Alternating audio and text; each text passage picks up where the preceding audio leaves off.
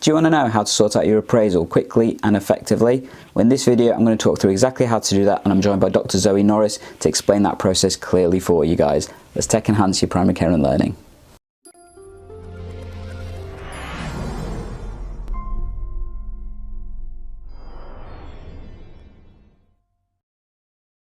If this is the first time we're meeting, I'm Dr. Gandalf of EGP Learning, where I look at supporting you with technology-enhanced primary care and learning. And in this episode, I'm joined by Dr. Zoe Norris, who's an appraiser, and is going to talk to us exactly about what you must do, what you should do, and what you could do in terms of sorting out your appraisal quickly and effectively. And I'm going to chuck in some extra hints and tips for myself in terms of using tech to make that process a little bit easier for you guys.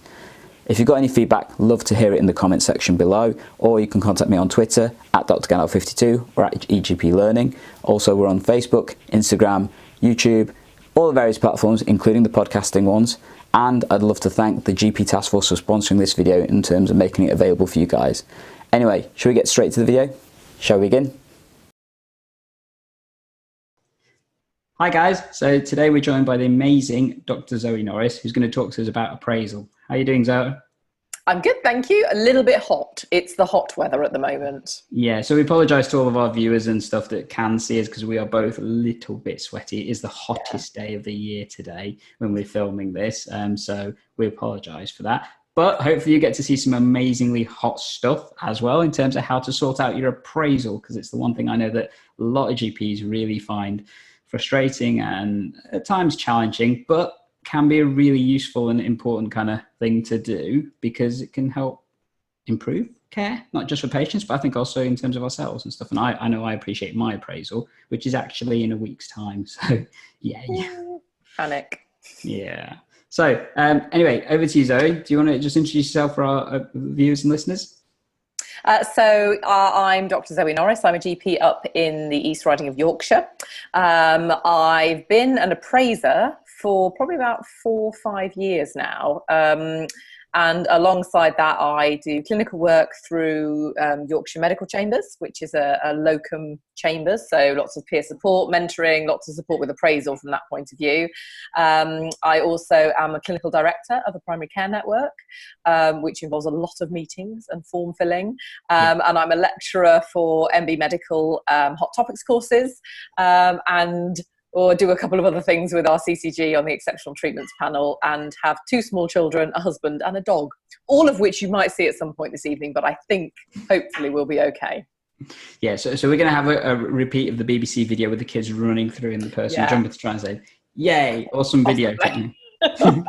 Cool. So I know that one of the reasons we're doing this, and first of all, I'd like to thank the GP Task Force over in Derby that's sponsoring this video, because they wanted to try and have this content for particularly newly qualified GPs in terms of explaining what appraisal is, because I think many GPs struggle sometimes with the process, but newer GPs sometimes struggle to understand the difference between this and the eportfolio that they would have done from training, the subtle differences between the two, and more importantly, making sure they just do everything so they're not caught out when it comes to the first year and then obviously subsequently validation. So I'd love to thank them for sponsoring this video.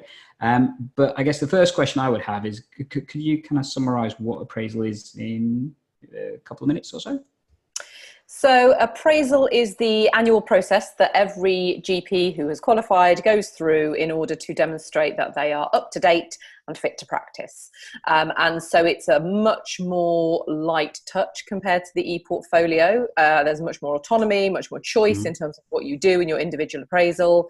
And after every 5 appraisals on a 5-year cycle, you will then revalidate with the GMC. So actually, that's not really any different from a normal appraisal, other than the fact that you have to do some patient and colleague feedback. So you just do that once every 5 years. So appraisal is meant to be a supportive process between 2 peers. It's you and another GP in 3 hours or so of protected time, with no interruptions, with chance to sit down, to have a largely confidential discussion about really anything you want.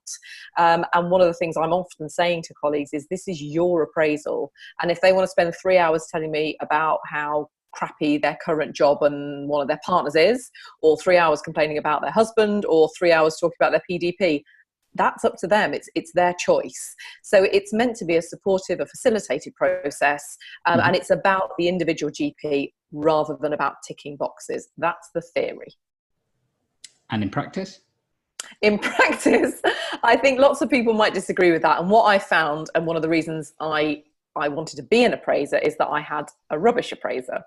And it wasn't a positive experience, and it was very perfunctory, very brief, wasn't interested in me as a person.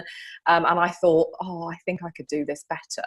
So what you find is that appraisal really polarizes people. And some people have been really unfortunate to have had very rigid appraisers who aren't flexible, who don't seem interested in them as people, who've stuck to the letter of the law and not allowed any flexibility. And that's completely disillusioned them, compared to people maybe like you and I now, who actually have found it a really positive experience and have found it really helpful. And especially early on in your career, when the whole process can feel a bit intimidating, sitting down in that protected time can be really beneficial and can really help in terms of career and ideas about what you want to do and how you want to tackle it. And I think it should be positive, but it's only positive if common sense is applied. Okay. And I guess you mentioned something about the tick boxing and that kind of stuff. So I know there are particular criteria that you kind of have to do for appraisal, and that becomes a little bit more formalized when it goes to revalidation, which appraisal is part of. So do you mind just explaining those two different concepts, if that's okay?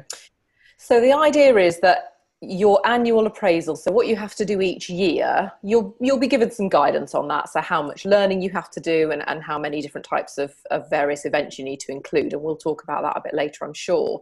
But it is very much viewed as a 5-year revalidation cycle. So the best example to give is someone who goes off on maternity leave. So for the year where they have their baby and they're off for some of it, they're not going to be able to do the same amount of work for their appraisal year as they would be in the next year. Yeah. But overall, the 5 years, as long as roughly the same total adds up and roughly the same things have been done, it doesn't matter. So it's viewed over a 5-year cycle. And another example I often get asked about is, well, what if I want to do a diploma in something? What if I want to do a diploma in dermatology? All my learning for 12 months, maybe even 2 years, is going to be about dermatology. Is that an issue? And it isn't when you look at it in a 5-year cycle, because you then spent 2 or 3 other years doing different learning. And so it's balanced. So it's knowing that, yes, there are guides about what each year should include, but there should be flexibility in terms of the overall 5-year revalidation cycle. Okay. So I guess when trainees are doing their training, they've also got a certain amount of things they have to do. So they have to do a certain number of COTS and CBDs and DOPS and all the other kind of things. Is there particular criteria that in your appraisal you have to do this within the kind of time frame? So there's very little that you absolutely have to do. There is advice around it. So the first thing is about the number of CPD credits, continuing professional development credits. So that's how many hours of learning you have evidenced. Now, in reality, we all know that actually every single day, often in surgery, several different times, we are doing learning, because someone comes in, you can't remember the dose of something, you look it up in the BNF, you Google something, you pull up a patient information leaflet. But you can't record all that learning very easily because you're in the middle of surgery. So we have to provide written evidence of 50 hours of learning. And for a lot of GPs, that is a mix of things. They might do a couple of e-modules, they might go on a course for a full day, they might do some reading themselves, they might go along to a peer learning group. And actually, over the course of the year, 50 hours, if you get good at recording it, is quite easy to accumulate. There can be exceptions to that. So if you get 45 hours, but the previous year you had 55, again, when you average it out, that's not an issue. Equally, if you've been off sick, if you've been on paternity leave, if there's another reason why you're slightly low, it doesn't matter. You can have as many credits as you want. You could have 200 credits in a year, but actually once you get over 50, it doesn't stop counting, but you're doing that for your own benefit. So 50 hours of learning evidence is what we're looking for. And then we're looking for 2 quality improvement activities. And that's one of the trickiest areas, because when you say quality improvement activities, people go, whoa, audit? And absolutely, an audit is a good quality improvement activity. But I'd really encourage people to do a little bit of reading around what the different options are. So I see a lot of colleagues who will do an audit because that's something they're familiar with from training. They know what they're doing. There's loads of them out there. But things like case reviews can be really powerful. And that could be a patient that you've seen that maybe you weren't sure about the diagnosis, you've investigated, you've seen them back, maybe you've referred, they've had some imaging, and just writing that up It doesn't have to be an amazing, spectacular diagnosis. It can be something really common, or it could be something more unusual or something where you really feel you've learned. So a case review is a really good example. You can also do things in terms of colleague discussions, peer learning events that you go to. You can count those sort of things. Tagging on learning. So maybe you did an e-module about rashes and then you saw someone with a rash and you weren't quite sure, so you decided to go back and do some more learning. That kind of pathway that we often follow. So I know we're going to talk a bit later about resources, but getting a good handle on what counts for quality improvement activity is really important. So 50 hours of CPD, 2 quality improvement activities, sorted. If you've had any complaints, then you need to declare those on your appraisal, and you need to share anonymized details of those. So following the guidance that we already have about not putting patient details in and keeping it general. And compliments, if you've had written compliments, verbal compliments, if someone sent you a task saying, Mrs. Jones just saw you, Dr. Gandalf, she thought you were marvellous, that goes in as well. Definitely. And that's about it, really. There's lots of other things you can include. The mandatory stuff you have to have declared.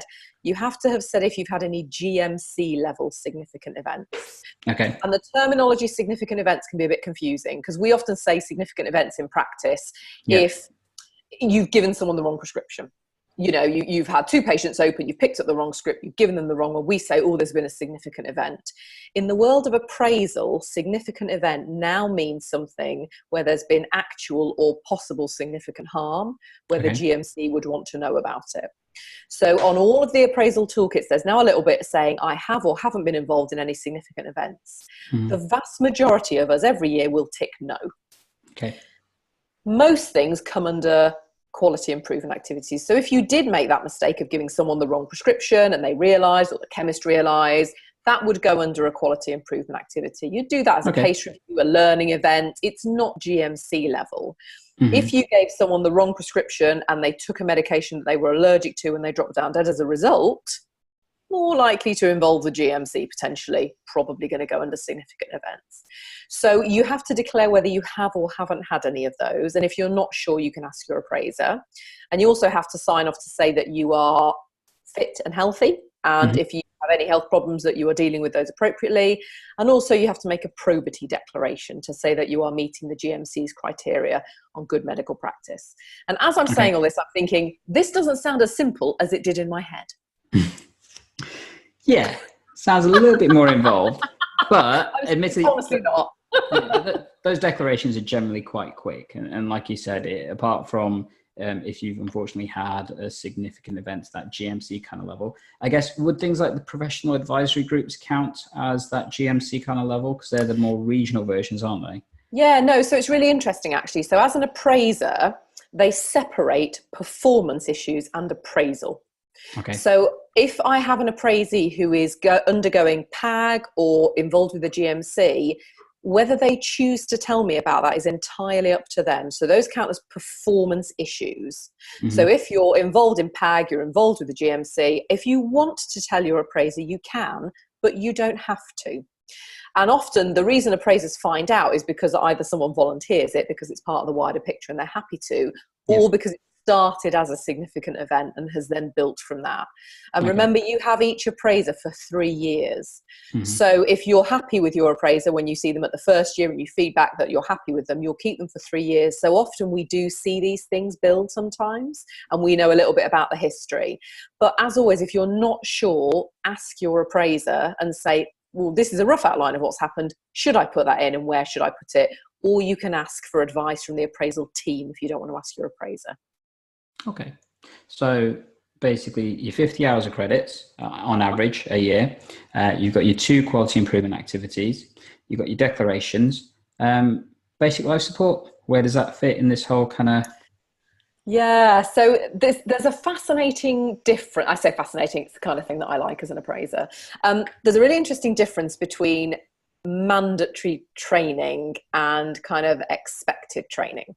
So if you're very bored one night and you can't sleep and you decide to dig out the GMC documents about appraisal and revalidation, nowhere in there does it say you have to do basic life support and safeguarding. Those are the 2 common ones that people think are mandatory training. However, as a practicing GP, you would struggle to justify why you wouldn't want to do a basic life support and a safeguarding update. So the general advice, and this is where it can get a little bit difficult, the difference between GMC advice, Royal College of GP advice, and responsible officer advice. So I'm going to explain that first. So GMC, they are the people that license us and that revalidate us. So actually, that is the level we have to reach, because if you don't reach that, you lose your license. Sure. The RCGP, the Royal College of GPs, largely have a significant input into what GP appraisal is like. And they're very sensible about that. And they will often make suggestions like audit for a quality improvement activity. The Royal College says audit is a great quality improvement activity to do. It doesn't say you have to do one. Okay. Then there are responsible officers, and these are the doctors across the country who are each responsible for an area with GPs in it. So they often cover quite a big area. So ours here covers all of North Yorkshire and Humberside, and sometimes a bit of Lincolnshire as well. And that is the doctor that signs off your appraisal each year. And what you find is in some areas, those responsible officers decide to tell you to do something that's different from the college and different from the GMC.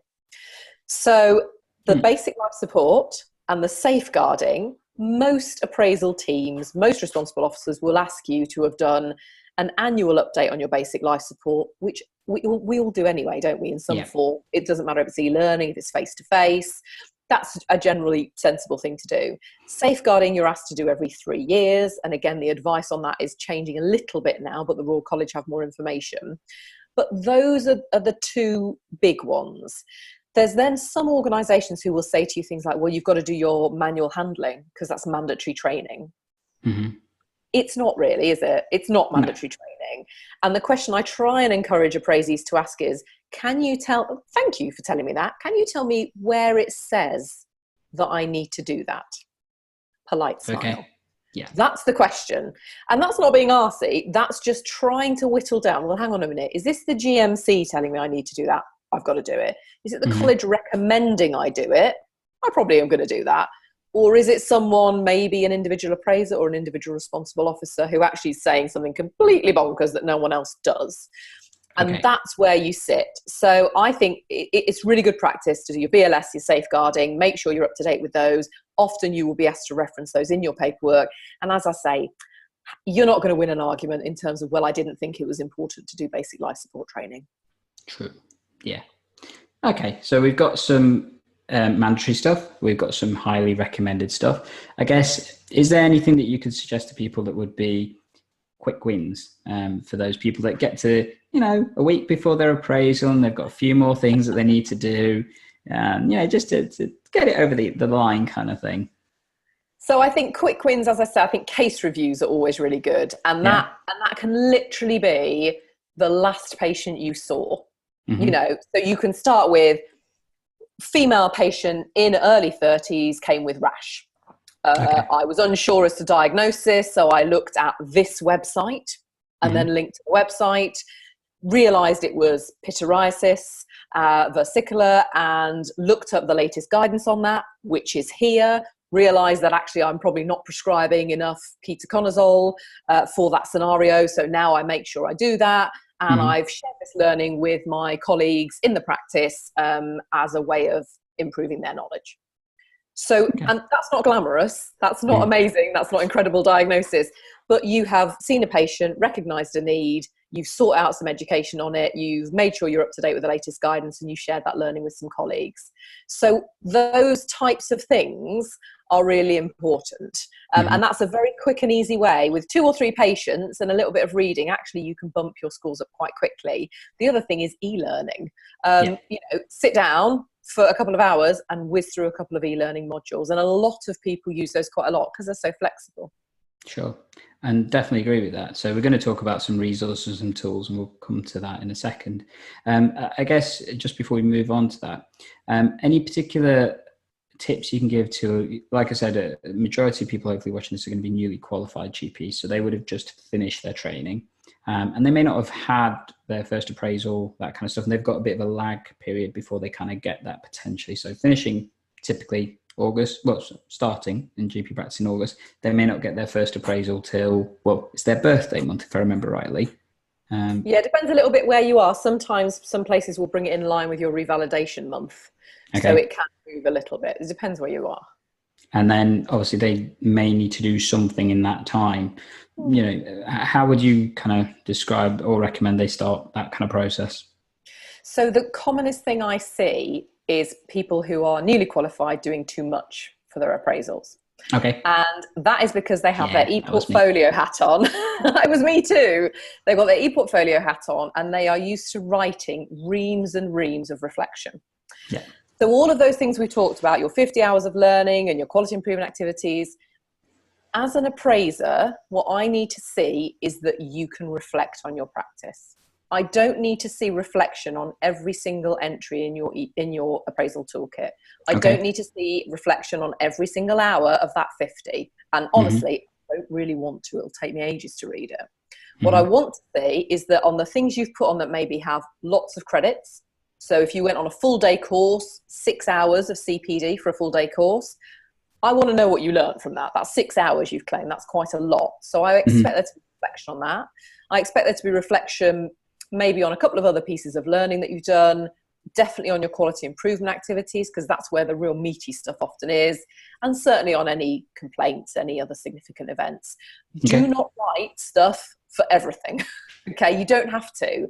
And that's where people start running into problems, is they spend hours and hours writing loads and loads and loads. If it is helpful to you to do that, if it helps it go in your brain and helps you remember it, of course do it. But from an appraisal point of view, it is quality of reflection and not quantity. Cool. And you talked about the quality of reflection. Reflection, I think, is something that some GPs really struggle with, particularly in the concept of what that means and how to do it in particular. Can you give us any hints and tips or kind of what to do and not do with the reflection? So it's using reflection as a tool to convey how what you've learned is influencing your practice. So an example would be, you go on your all-day course and the reflection you put is, I went on an all-day course about cancer. I learnt about, and then you just list the types of cancer that you've learnt about. That isn't reflection. Okay, that just tells me what the course content was. I could have got that by going on a website.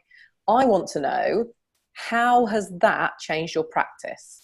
So I don't need to know all the types of cancer. I need to know, oh, actually, I found out more about bladder cancer today. And I had no idea that the peak incidence of bladder cancer was, insert whatever it is, because I don't know. That's a learning point for me. That was a real surprise to me that it was men in their 90th year, and the increased risk factors were smoking and wearing yellow trousers. So when I went back to practice, I then saw a patient who had yellow trousers and was smoking, and I was able to tell him a little bit more about his increased risk. So what have you learnt? How is it going to change your practice, and how is it affecting patient care?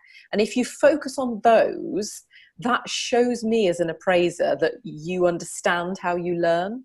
And everyone's slightly different, and that could be from your 50 e-modules that you've done because you just prefer to do those. It could be from all your face-to-face stuff because you prefer that. It doesn't matter whether you do all of one or all of another or a mix. What matters is that I can say, this doctor knows how to identify their learning needs and is able to reflect appropriately on learning needs and demonstrate that they are retaining that information and applying it to alter patient care. Cool. And I guess the last question about the whole kind of appraisal process. GPs are notoriously well known for having multiple hats. You're an example of that. I'm an example of that. And there's this whole concept of being appraised for every single one of your roles. How does that kind of work? So it's changed over the last couple of years, actually. So the appraisal process should cover the whole of your scope of work. So, for instance, if you are doing anything that is outside normal general practice. So for most of us, we might do some in-hours work. It's quite common to do some extended hours, some out of hours, maybe some hub working. In those roles, you are still a normal GP. You're not doing anything different. If you then did some joint injections or some minor surgery, some areas might ask for some extra evidence around that. And what you should have done is, part of your learning would have been 45 hours of general GP update, and then maybe 5 hours about that particular additional role that you do, because you're going to need to update your knowledge on that in exactly the same way as you are for something else. Or maybe, like me, if you're an appraiser, when I do my appraisals, I have to provide evidence that I have gone along to the learning events that are held for appraisals, for appraisers, and I have to show that I am doing the right things to keep myself up to date in that role. So it can be quite varied, and you can get people who have really tricky roles. So the role I do with my teaching, for instance, with hot topics, that goes in my appraisal too. Now, I have to then provide feedback from the doctors that I lecture to say, look, this is an example of when I've had good feedback. This is an example of when my feedback wasn't good. This is what I did. So your appraiser will want to see evidence of all that, and they'll want to see learning to do with that. And if for 2 or 3 years, maybe you haven't done any learning to do with the minor surgery that you're doing, they might then suggest you do something specifically looking at that. And the more diverse your career becomes, the more challenging that can be for your appraiser. It shouldn't make a difference to you. I mean, I've had appraisees who do private cosmetic work and who have their own clinics. So they don't have a supervisor who can write me a letter saying how great they are. They haven't necessarily got patient feedback, or they might have reviews on their Facebook site. But it's difficult for me to know whether or not they're keeping up to date. So they will then say, well, look, I went on this course that was an update about Botox injections, and I've done this reading about fillers. And so as long as you can provide that evidence for each of your roles, whatever they are, then your appraiser can say that this appraisal has covered the whole of your scope of work, and they will sign you off for that. Perfect. And I guess one more question, because I just remembered it. The other part of appraisal is the PDP, the other 3, like the acronym that comes into it and stuff.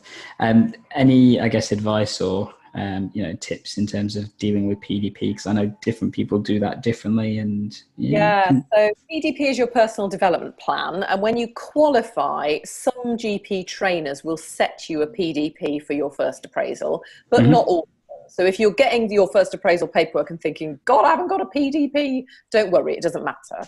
But at the end of each appraisal, you should agree with your appraiser what your personal development plan targets are going to be for the coming year.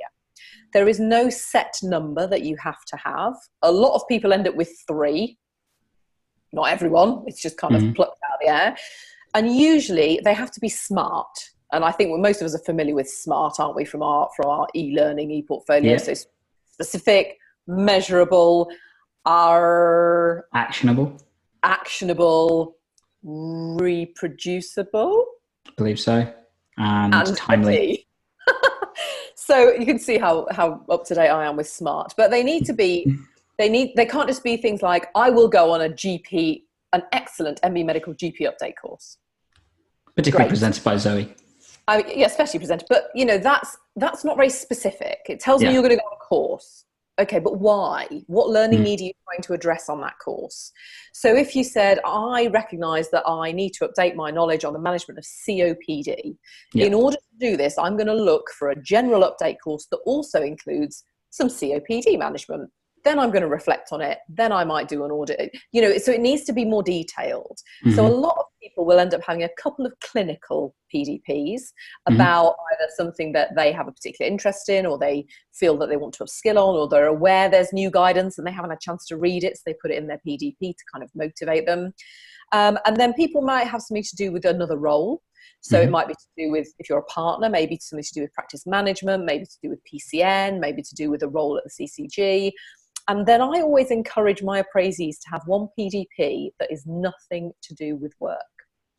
And that makes them pull a face when I do that. Has anyone ever asked you to do that? So yes. So one of my current PDP items, which I'm slightly behind with, was to write a book. Yes. So I love my appraiser for saying that to me. But it's really important. And I think the reason I ask for it, not every appraiser does, but I think it's important to recognise that there's life outside medicine. And it's important to recognise that unless you can get work-life balance, however you do it and whatever you do during that time, you're more at risk of burnout. And we're trying to retain the workforce. Definitely. And if you've got a real passion for something, or an interest in something, or just that you should do more exercise, but you don't do it because you're busy at work all the time, having it in your PDP is often the stick that you need to get it done. And so I think it's really important, and I would encourage everyone that when you're agreeing your PDP, because it should be agreed, it shouldn't be your appraiser telling you it, that you include something in there that's nothing to do with work. And I've had appraisees who have learnt musical instruments, who have learnt how to crochet, who have done cookery classes, who have they've done all kinds of incredible things. And I think that's really important. And when you do your next appraisal, it will say what progress have you made on your PDP. And all you have to show is that you have made some progress. So I'm wondering if you're getting a little bit sweaty, Hussein, because maybe you haven't written a book. So I haven't finished the book, Okay. and I have written some of the structures. So it was a 2-part PDP item. So I've done 50% of it. So my appraiser was challenged me a little bit. And effectively gave me 2 things I had to do for my non-work PDP item. Number 1 was to get over 100 subscribers on my YouTube channel. And I would love to thank everybody that's watching and listening to this, because they've helped me smash that. I'll be hopefully 250 by the time I get to my appraisal. And the other part was to write a book about telephone triage, because last year I dragged my practice into doing telephone triage. I say dragged, actually, they supported me really well. But clearly that was a bit of a challenge for a practice in terms of taking it on and adapting it and using that with the patient population. And I learned so much in that process. That's kind of not happened the way my appraiser probably thought it was going to happen, because it's actually changed from telephone triage to video consultations, because as some of our listeners will know, that I'm a bit of a geek when it comes to this kind of stuff and love it. And so it's changed. Kind of hoping that's going to be okay. But it's progressing. And so it's about quarter done, I'd say. So that's it. So a couple of really important things. First of all, you've shown some progress, okay? And if it was just a 10th done, that's still progress. You've still done something about it. And also the fact that it's changed is completely fine for all your PDP. So if you said you were going to learn about COPD, and then 2 months later, the diabetes lead in your practice leaves, and it's decided actually you need to do diabetes, well, your PDP is going to need to change, because there's no point you learning on COPD if suddenly you're in charge of diabetes. So as long as you can go and explain to your appraiser and say, actually, for these reasons, I decided I was going to do this instead, or my role has changed, or my interest has changed, or I had a particular event with a patient and I felt I needed to alter that. That is absolutely fine. And we get really stressed about, oh, I haven't done my PDP completely. As long as you've shown some progress, it's okay. Cool. So that's tons of really useful tips and stuff. I know that we said we cover a couple of resources, and I'm going to share my screen, so hopefully our viewers and stuff can have a look. And if you're listening on the podcast, feel free to swing over to the video itself. So as I said, I'm about to do my appraisal next week, and this is kind of the home screen of my appraisal. I use a particular toolkit. We're not going to say names or anything like that, just because we don't need to. But as you can see, I've done about 79 hours, logged 44.5 credits, just because I'm a bit of a geek, and various other things. But we talked about resources, so let's go over here. So I know one of the things that people always talk about is the portfolio toolkits themselves. Can you give us a brief idea about the various different toolkits that are out there, Zoe? Yeah, so there's quite a lot of different ways of recording your learning, and those facilities, those tools are different to the approved toolkits that you can use. So there's lots of different websites where you might go on, do some e-learning, do some modules, look stuff up and track that information. These are the GMC approved toolkits for appraisal. So you've got a number of different options here. So Clarity is the one that most people are familiar with, certainly in England, because it's linked to the portfolio. I know that's not the case in some of the devolved nations. It is the most expensive, as you can see, and it has a number of different options, and you can top up things like when you're doing your 360 feedback. So a lot of people use Clarity just because it's linked to the college and it's a natural follow-on. GPTools is much less commonly used in certain parts of the country, and there are some individuals who use it a lot. I know it's your toolkit as well, isn't it, Hussein? But it tends to be used a little bit less. It's more reasonably priced, and it's pretty straightforward to use. 14 Fish is relatively new on the market, and that's a very user-friendly tool that was designed by a couple of GPs up in the north of England. As you can see, again, a bit more reasonably priced. You can then top up and pay extra if you want to use standalone 360 feedback from them. It has an app as well. It comes with more information. The GMC have had their own appraisal toolkit, but it's extremely clunky and most of it is paper-based. So that is very rarely used anymore. And a mag form, this was completely new to me. So mag form is a PDF. It's an editable PDF form that you can get free of charge. You can download from the NHS England and the Royal College pages. You fill it in, and then it's the write-up for your appraisal goes on it. It's saved. It's locked, so you can't edit it once it's all signed off. Then the next year you can transfer your PDP over and start again. And I probably would say I probably have a 60-40 split in my appraisal cohort between probably 60% using mag, 40% using Clarity, and then I have a few people who use 14 Fish, but that is growing. And I think, like anything, if you say to someone, you know, what car do you drive, they'll tell you the car they drive and why that's the best car. It's a bit like that with appraisal toolkits. People get really fervent about how great theirs is or why they changed over from this one to this one. It's brilliant. You can use any of them. And a lot of people will flip between them over the years before settling down to find one that they like the style of, or that maybe works really well with their smartphone so they can log stuff as they go, or that embeds with other learning resources. And I guess a quick little tip for people, particularly if you're using Clarity. So Clarity, like you said, is probably one of the most commonly used ones because it also got the RCGP transfer when the RCGP closed their eportfolio. The benefit of Clarity is it does link directly with a couple of other pieces of software that they provide. So there's the Bluestream e-learning platform, as well as the GPTeamNet kind of practice management platform that some practices may use. So it has the benefit, because it links with those, it works really, really well. So it saves you a little bit of time potentially, but it, as you mentioned, is the most expensive of the lot. GPTools is probably the best way I describe it. It's the Android user. It's the coding is amazing, but the aesthetics may not always be something that people enjoy because it does look a little bit slightly outdated, if I'm being honest, but the app is really good. 14 Fish is definitely in the middle, cost as well as in terms of functionality wise, but improving quite rapidly. And I know they've just brought out a new version of 14 Fish, which I'm actually having a look at in terms of kind of the eGP learning stuff. So you guys hopefully see a review of that coming up shortly. GMC I've stayed well away from just because it's so clunky, and the mag form similarly, PDF, it doesn't do anything nice and fancy. But a little tip is to sometimes use the Digitalis app instead of the Clarity one, because it's a much easier to use app and it links directly with the Clarity toolkit. So when you update on Digitalis, it will automatically update your Clarity toolkit, so you don't have to do any extra work. So definitely a useful tip if you're a Clarity user. And if you do use, if you have a CPD tracker, so I know that there's quite a lot of websites like Notebook that people use for learning. They log in and they look stuff up on it, and it keeps a track of all the things you've looked up. Then all you do is download that as a PDF or as a document at the end of your appraisal year, and you upload it to one of these kits. So while it isn't a kit on its own, it's very easy just to transfer that learning, and lots of people do that for their CPD hours.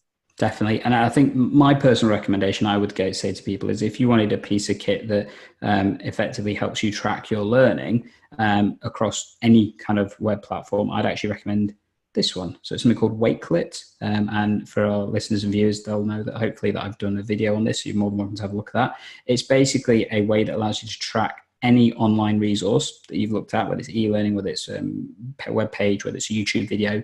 And with a click of a button, by having it on your toolbar at the top, you can add it to the Wakelet feed. And then that basically creates like a Twitter feed in a sense.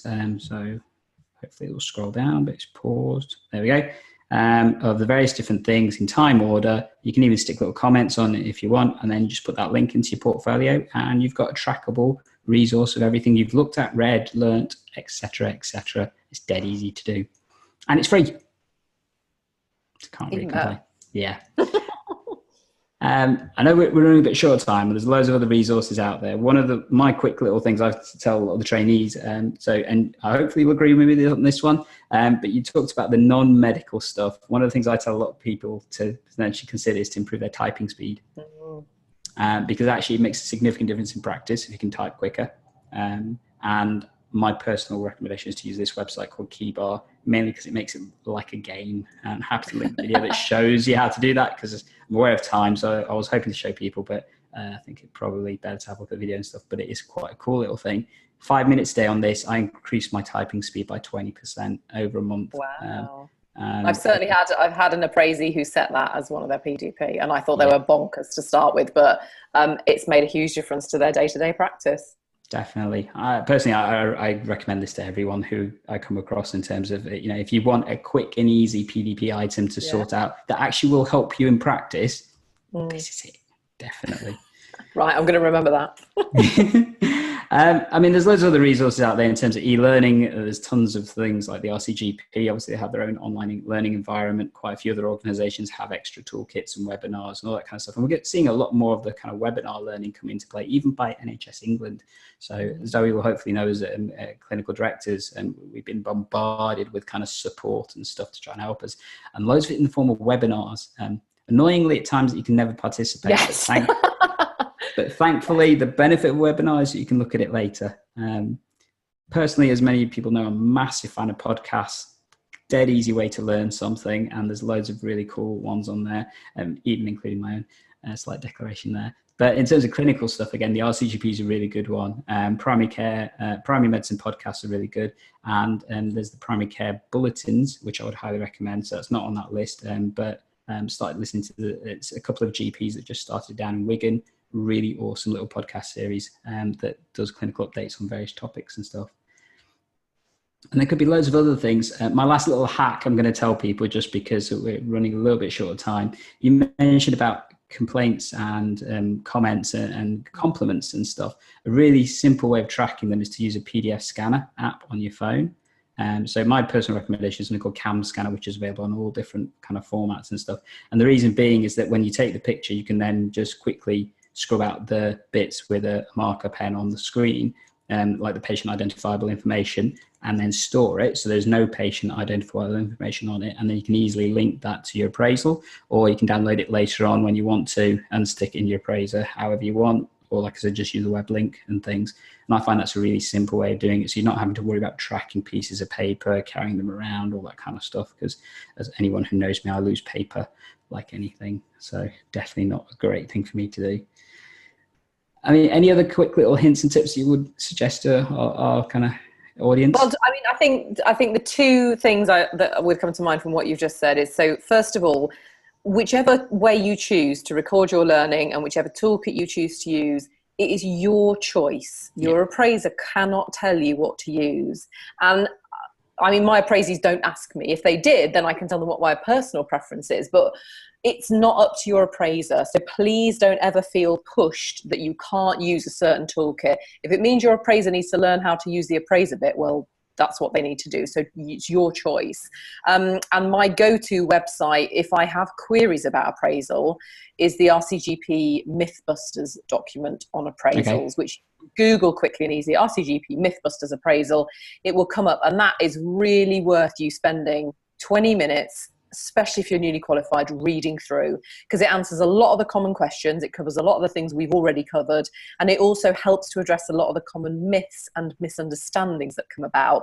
So actually it just puts you in a position of empowerment to say, actually, I think it's really interesting you said I have to do an audit because this document from the RCGP says X, Y, Z. So it's really important that we push back gently if we find that we're being asked to do things that actually are not within the guidance. Cool. And to help our listeners and viewers, I'll stick that link in the show notes. So if you want to grab it quickly and easily, just have a look at the show notes. It'll be there for you by the time you guys are watching this. Any other tips? No, I think I'm aware that I've made it sound more complicated than it is. I promise it's not. And I promise that every newly qualified GP I've appraised has never been a problem, because, as I say, you tend to do way too much work, and then I spend 3 years trying to teach you not to do too much work. Definitely. The advice from the Royal College is that it shouldn't take you more than half a day to prepare for your appraisal. Now, I think that's a little bit optimistic, if I'm completely honest. I don't know what you think of Zane. It probably takes me 2 or 3 days of fairly concentrated work to get everything together and prepare. And then you have your appraisal meeting, and pretty much that should be it. The hardest thing is working out how to track all the learning that we all do every second of every day. If you nail that, then without even knowing it, you will have already got well over 50 credits by the time you get to your next appraisal. Definitely agree with you that. And I guess in terms of trying to help that, I would, as many people know, would recommend using tech to do that. So things like the Wakelet tools, things like uploading it at the time. So my personal method is I stick everything onto Evernote as a notepad, and then stick the link in for my appraiser to have a look at my kind of notes and stuff, and then just literally stick a line of reflection on the entry afterwards to say, I went to this course, my notes are there, and I learned from that this bit. So they get the choice of either they can look at the notes or they can look at the reflection. It's completely up to them. And that's how I do it. So yeah, I agree. Half a day is highly optimistic. It takes me half a day just to get the stuff from the practice in terms of the complaints and that kind of stuff. But the rest of it, to be honest, a day at top. So I'd say a day and a half if I've been keeping track, it maybe two. That's probably because you use tech. You see, I don't use tech. Yeah. I'm really rubbish at stuff like this. So I'm taking away already some learning points from today. Perfect. So I'd love to thank you, Zoe, for joining us today. I hope everyone's really enjoyed this episode. I know I have.